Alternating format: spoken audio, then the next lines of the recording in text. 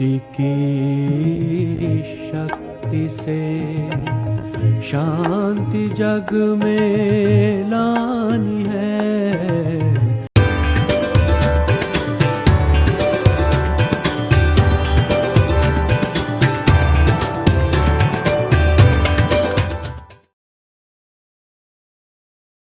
ओम शांति।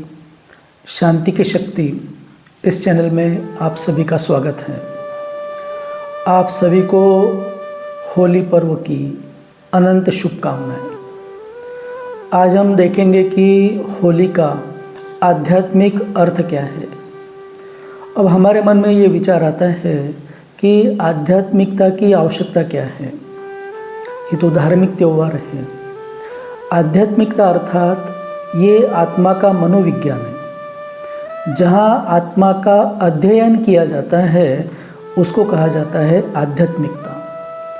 तो हर त्यौहार अपने साथ में एक सकारात्मक संदेश लेकर आता है, परंतु जैसे भी हम कोई नई चीज़ लेते हैं या कोई नई चीज़ बनाते हैं तो कालांतर से वो चीज़ अपना गुणधर्म छोड़ देती हैं और वो पुरानी हो जाती है। उसी प्रकार होली का जो आध्यात्मिक रहस्य है वो ख़त्म हो जाता है और एक औपचारिकता, एक दिन का त्यौहार बच जाता है। होली केवल एक दिन का त्यौहार नहीं है, लेकिन हर दिन मनाना और परमात्मा से मिलन मनाना इसका ही त्यौहार है। होली ये बुराई के ऊपर अच्छाई की विजय का प्रतीक है। तो जब विजय होती है तो खुशी में लोग विजय का तिलक लगाते थे। पहले गुलाब का तिलक लगाते थे, फिर धीरे धीरे गालों को गुलाल लगाने लगे, फिर पूरे शरीर को गुलाल लगाने लगे, फिर हरा रंग, नीला रंग, काला रंग, अब तो केमिकल के रंग और फिर कोई कीचड़ भी उछालते हैं।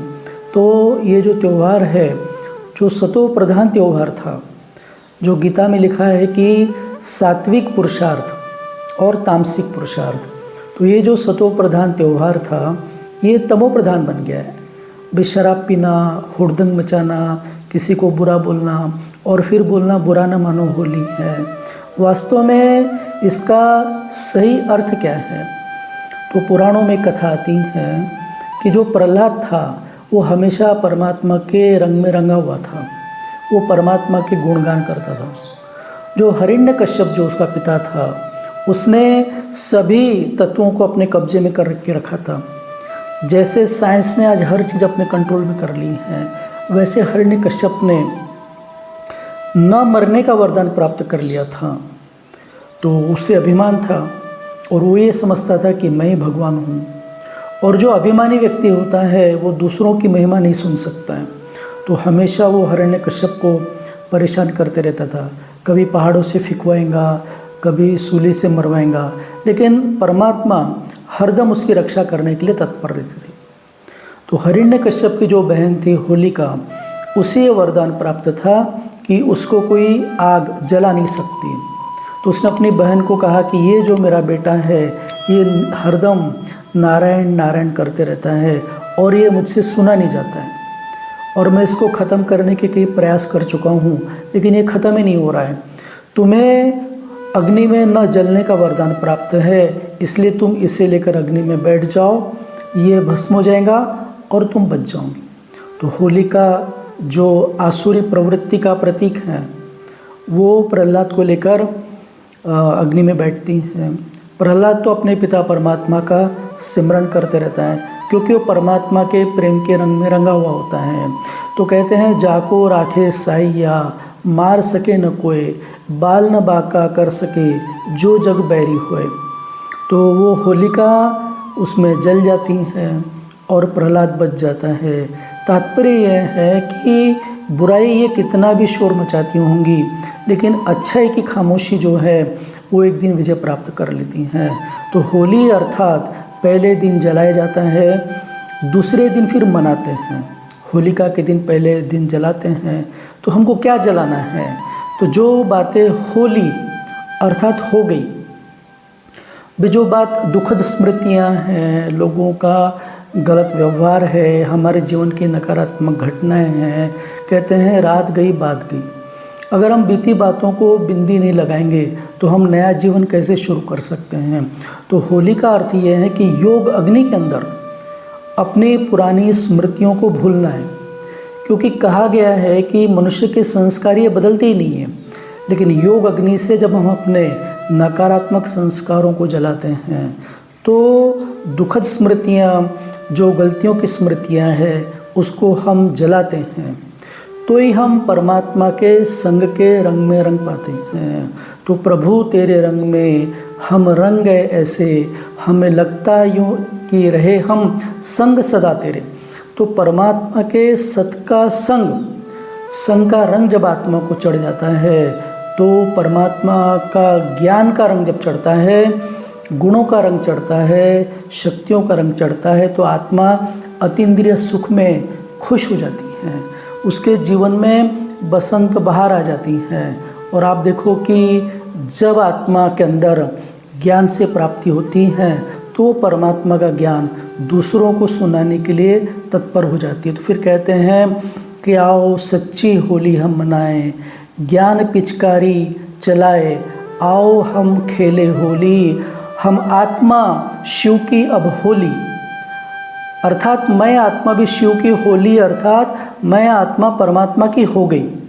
तो पहला होली का अर्थ ये है कि जो बात होली, जो हो गई, उसको भूल जाओ। अब मैं आत्मा शिव की होली अर्थात परमात्मा की बन गई हूँ। तो जब आत्मा परमात्मा की बन जाती है तो दूसरों को ज्ञान का गुलाब लगाएंगी, मुस्कान की खुशबू फैलाएंगी, दिव्य गुणों की मिठाई खिलाएंगी। तो परमात्मा के संग के रंग में जब आत्मा परमात्मा की हो जाती हैं तो होली का तीसरा अर्थ है अंग्रेजी में होली अर्थात पवित्र। तो आत्मा पवित्र बन जाती हैं, और जहाँ पवित्रता है, तो पवित्रता जहाँ पर है तो वहाँ पर सुख शांति है। तो होली का अर्थ क्या है? एक जो बातें बीत गई होली, दूसरा मैं आत्मा परमात्मा की होली अर्थात हो गई, और तीसरा होली अर्थात हम पवित्र बन जाते हैं। तो आप देखो कि 3 काल हैं, 3 काल में एक है भूतकाल, वर्तमान काल और भविष्य काल। होली माना भूतकाल, हो रही माना वर्तमान काल, और होनी तो हो के रहे, अनहोनी न होए, जाको राखे साइयाँ मार सके न कोई।